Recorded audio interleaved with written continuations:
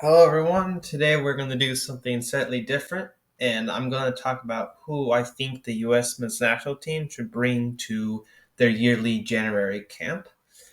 This camp has been traditionally known as Camp Cupcake because only MLS-based players go to it because it's in the middle of the European season, and since it's not an international or FIFA internationally recognized window, clubs don't have to release players, and no sane club is going to release their players mid-season.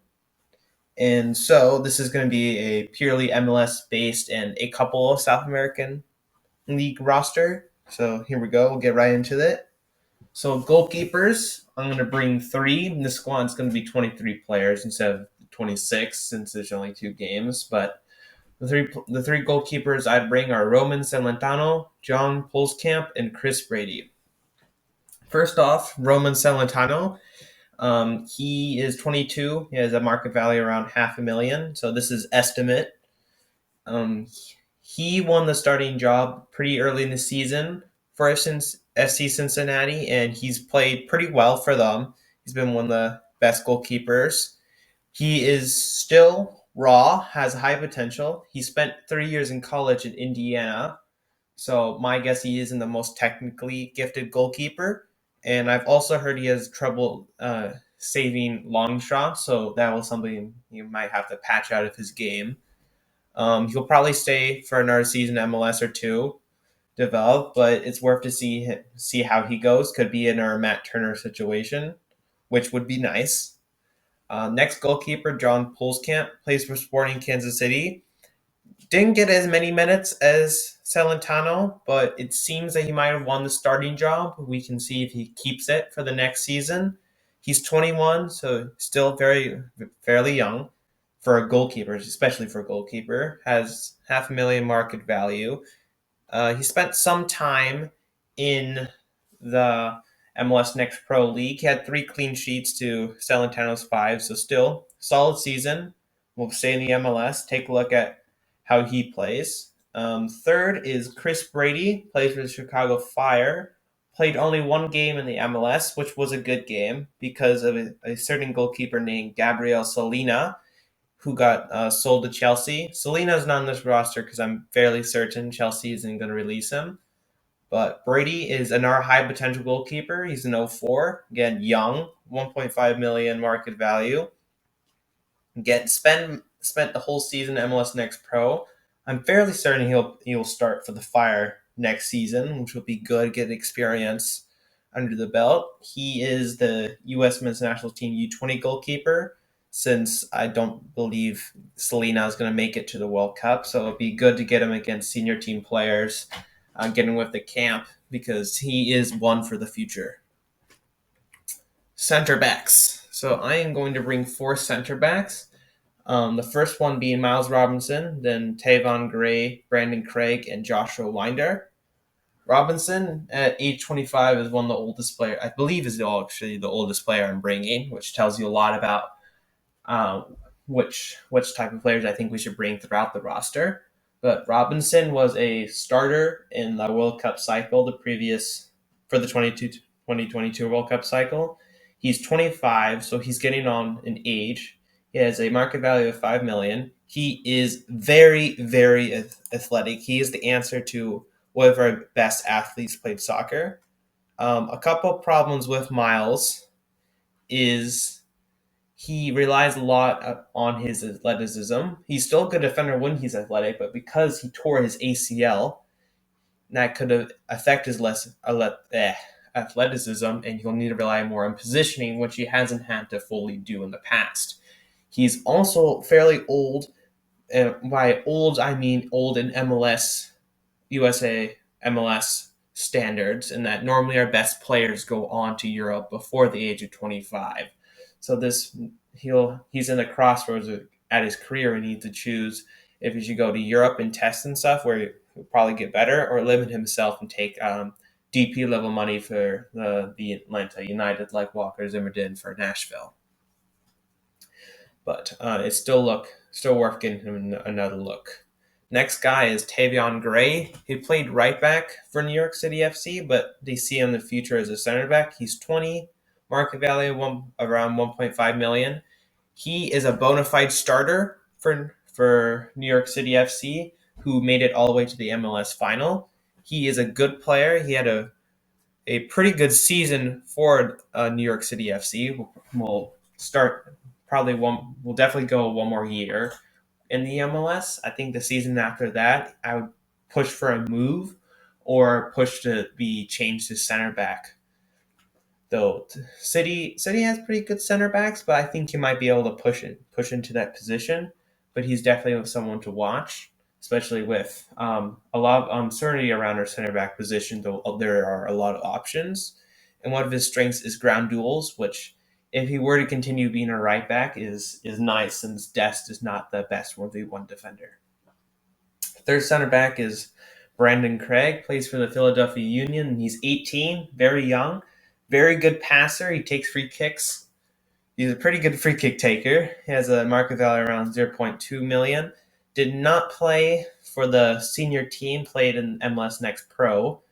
That's because the Union have really good center backs, but has high potential, and I believe that he will soon push through in the senior team, or he'll get a loan move or something. But this is definitely a guy who we should monitor, and he will probably be starting for the U20 World Cup. So it's another good way to bring him up.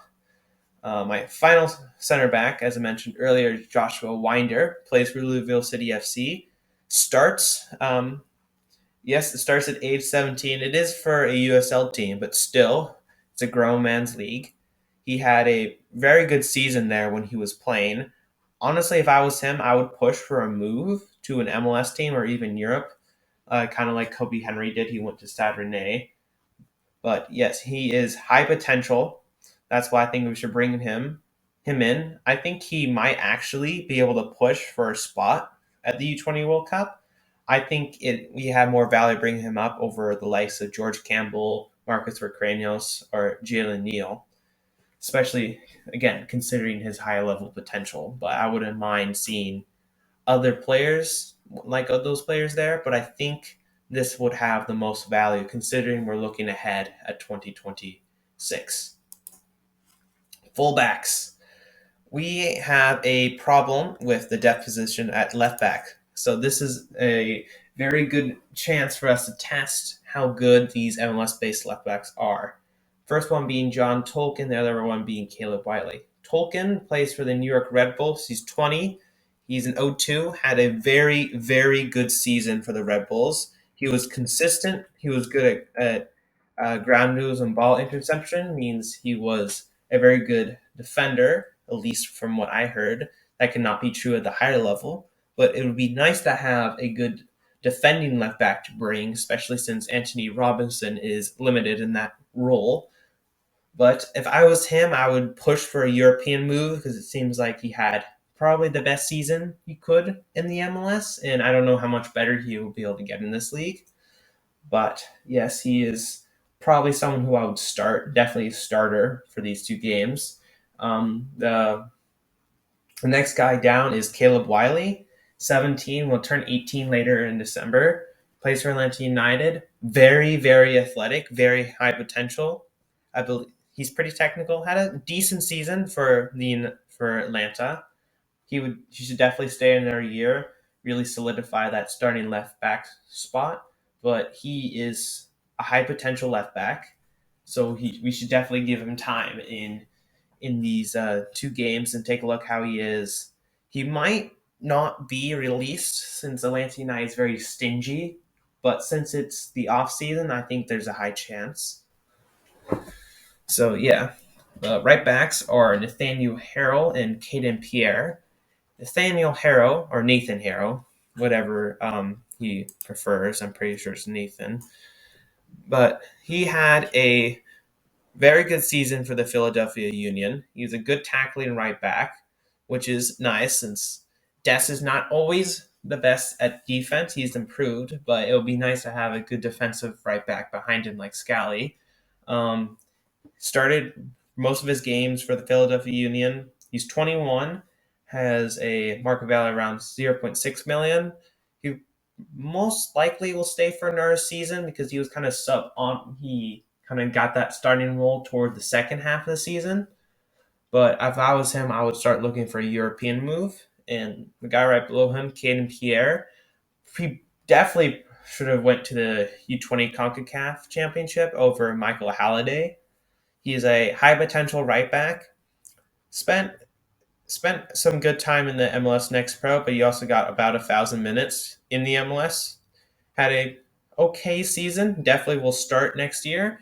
He was good at ground duels. At least this is why I'm using like kind of scouting information.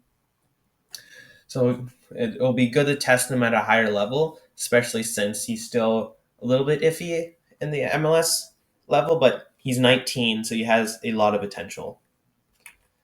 All right, next is the midfielders. So I'm bringing in 6 midfielders, 23 players in total.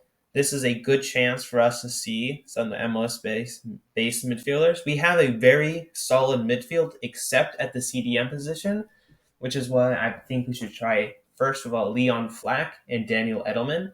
Aiden Morris could potentially play the 6, but I think for this camp, we should first try Leon Flack at the 6 position.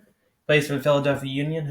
He played more center mid than CDM, but he has played CDM in the past. He played in the German second division, then moved back to the Union. Was one of the best midfielders in the MLS. Started pretty much every game, played almost every minute for the Union.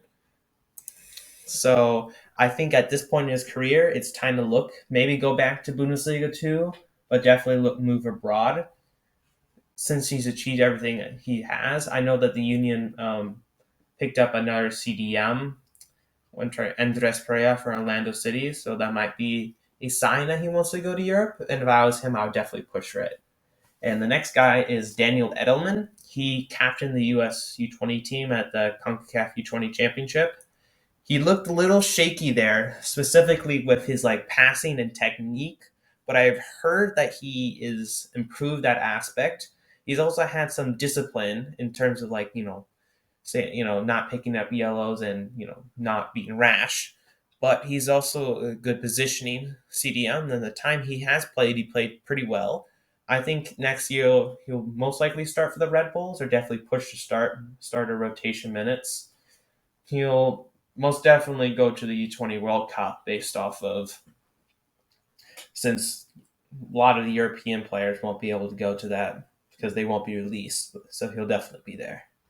Next guy, Aiden Morris, plays for the Columbus Crew. He's 21. Around, I believe, 2 years ago, he absolutely dominated in the MLS final when the Crew were there against, I believe it was New York City. Then he tore a muscle in his knee. He was out for a year, came back, had a really good MLS season, and now is looking to probably push himself in the U.S. men's national team picture. He's good at long balls. Later, I think we can try him at CDM, maybe at the Gold Cup. But right now, I want to see him as the box-to-box midfielder. He normally played for the Crew. I know that the Crew head scout is very high on him, which normally all head scouts are high on their players.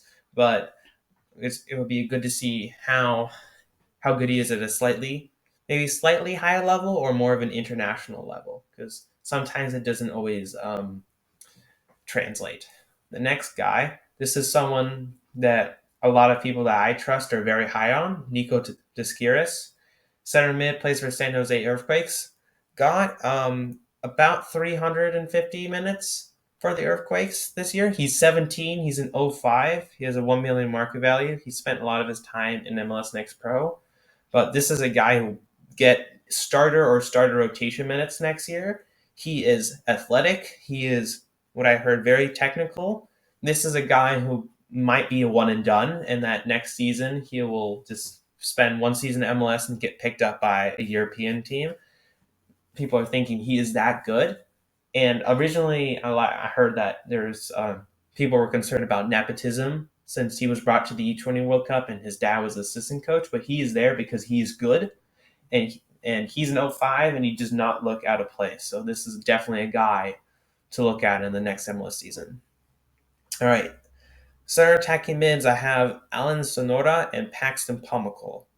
So with Alan Sonora, he's about to be out of contract with Independiente, and the new Argentina season doesn't start until around January 24th, which is about when our games are. But I think he, at the opportunity of coming to this, he will accept the call up. I'm not sure what club he'll go for. He might re-sign with Independiente, but I'm not fully sure. He got a good amount of minutes for them, but not a crazy amount. He is good at passing, good at direct free kicks, and good at long balls. But um, he only got like rotation minutes in Argentina. Argentina is a good league. He might come over to the US, but I'm fairly certain that he'll accept the call up. So it will be good to see how he performs because he's really our only international base player. Next guy is Paxton Pomykal. A lot of people remember him from the U20 run in 2019. Certainly I do. He is plays for Cam FC Dallas, 23, so he's getting on the youth years. Well, he's still young overall, but this is the year where he needs to try and get a move out of MLS, or else he'll run the risk of becoming an MLS lifer, which some MLS lifers are very good, and we needed them in this 2022 World Cup because based off of a lack of options or in a lack of implementation. So take that as you will. But since this World Cup is going to be so crucial for the U.S., since it's going to be at home, this is going to be a time for us to show that we are a soccer nation or a football nation. Our players need to go to Europe to challenge themselves, and Pamukal is a good player. But he needs to. We need to see how he does against different competition. Wingers. So first of all, yes, I did put Diego Luna as a right winger because he normally plays center attacking mid, but I want to see how he gets along on the right because we do not have a lot of depth in that position. But first, we can go to the left wingers. This is Brian Gutierrez and Kristen Fletcher. Um, I don't think we're going to be able to get Caden Clark, and I don't think we're going to be able to get Paxton Aronson. Those are both center attacking mids that can play on the wing, but they're both probably going to be held on by the European counterparts. Clark with the RB Leipzig and Aronson with Frankfurt. But Gutierrez is someone who probably should have went to the U20 CONCACAF Championship. He has a market value of $2 million. He's 19, plays for the Chicago Fire, who has been on it. He's had a pretty good academy graduates as of late. He got starter rotation minutes, 2 goals, 5 assists. Pretty good season. I think he'll get starter minutes next year for the Fire based on how he's performing. One more season in the MLS will probably do him some good, and then after that, I would look for European teams. The next guy down, Kristen Fletcher, this kind of tells you about our lack of wing depth. That he's a guy who's played only in the USL, and also tells you that our standard is that you need to be playing MLS minutes. But Kristen Fletcher, he had trials with Borussia Dortmund and Manchester United. He played for his high school, which, yes, Mr. High School. Though he is a good winger, especially for the youth level. But what I've heard is he's a little bit one-dimensional, and if you just show him to his left, that he won't be as effective. So he needs to find more than just one method to his game, which works. Though you also have someone named Ian Robin who made a career out of only using one foot. So there is that, but there are only so many Iron Robins. But anyway, to the right side, Diego Luna, very, very technical, kind of almost like a futsal player. Change the speed of the game. Good luck trying to take the ball from him. Probably the only way you're going to be able to do so is going forward. He's a good passer, but he's inconsistent. He got some minutes for Real Salt Lake. He moved from El Paso in the USL Championship. I think next season, if he can kind of put more consistent performances together, that he'll be a very dangerous player in the MLS, since creators normally have a lot more time and space in this league, which is something that we need to work on, but still. Next guy down, Serge Nagoma, right? Main plays for the Red Bulls. He got 7 appearances, of which he scored 2 goals, and those were sub minutes. So initial signs are good. He'll probably get starter rotation minutes next year for the Red Bulls. He has a market value of 1 million. High ceiling. Don't know too much about him based off his limited minutes, and I don't watch a lot of MLS Next Pro games or youth games, but is definitely someone to look since we're pretty thin at the right wing position. All right, lastly, strikers. Um, which the two strikers I want to bring are Brandon Vasquez and Cade Cowell.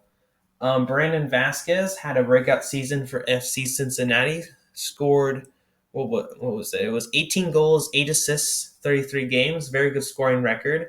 He's 24, has a market value of 7 million euros.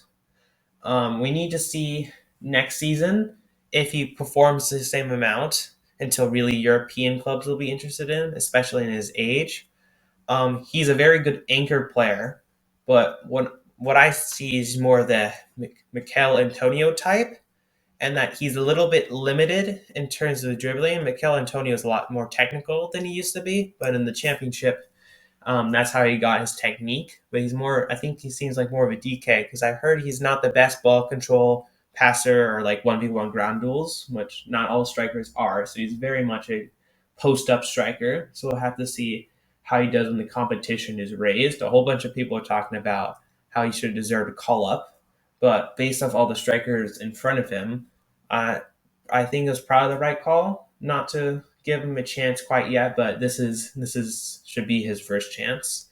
And alongside him is Cade Cowell. He played as a winger for the U20s, but kind of plays a little as the striker position for San Jose. He's not the starter that belongs to Jeremy Abobasi, but Cowell's 19. He exploded around when he was 16, 17. He's with the earthquakes. He's cooled off a little bit. He didn't have a bad season, but he didn't have a great season. So he needs to either kind of really establish himself as a winger, or play, or kind of like push for that striker spot, or maybe there will be a two striker system. He is not the greatest at ground duels. He is not the most technical player. He is a physical beast, though. He's fast. He can body pretty much almost anyone, but he's looking almost like a Jordan Morris 2.0, which is not the quality that we're looking for. But it'll still be a good idea to give him a look at the senior team level, and it'll especially be good practice for the U20 World Cup that he might participate in. I'm not fully sure. There are a couple of pretty good European options ahead of him, so we'll see. But anyway, that is who I think should go to the January Camp U20s. When they release their roster, I might make a video going over them. I'll be pretty busy, but we'll see. This is kind of a passion project of mine. I'll be trying to make videos of who I think should go to some of the other major tournaments this year, at least for the United States. And I want to also make like depth chart videos talking about all the prospects.